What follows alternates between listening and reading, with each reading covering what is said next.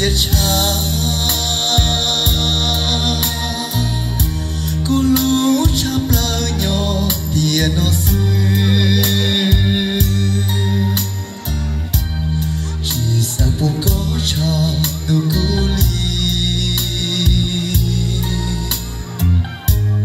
đùa ô tô đùa trong có ta ly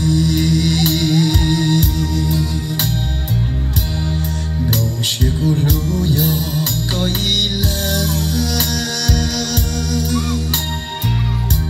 cô lú cho sáng hồ có ta đi xưa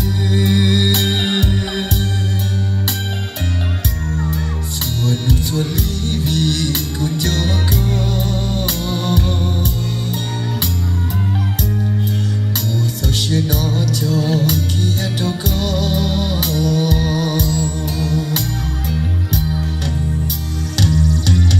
lưu chia đó chân xa trong con từ chỉ cho gió vì chân nhỏ con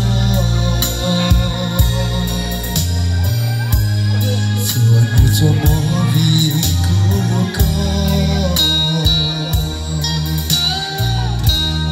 rồi lúc ta uống chưa khá cha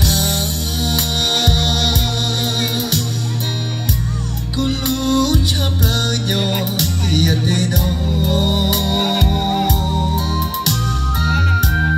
chỉ xanh đây có mù khó tư ly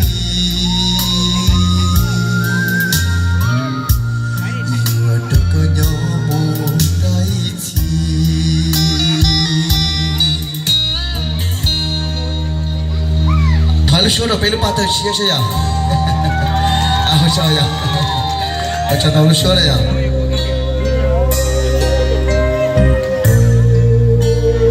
Apa? Sama satu bulan juga jom jom ya. Tapi itu tu jiwa apa dia berada ya. Pemandangan itu boleh buat mai bang cina.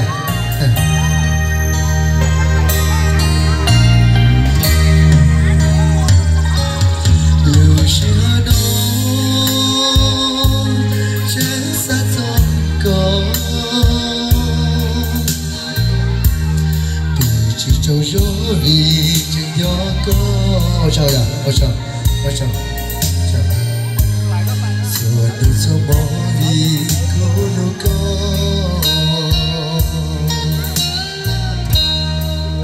yêu lúc ba uống chưa cả cha cô lú chắp lơ nhỏ tiền tê nó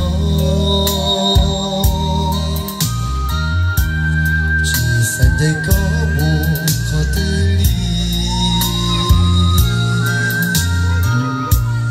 dù đâu có nhỏ bầu tay chi